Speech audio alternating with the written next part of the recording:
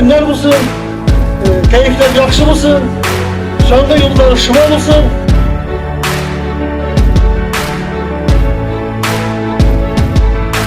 Я хочу выразить в первую очередь от имени Министерства спорта Республики Татарстан слова благодарности.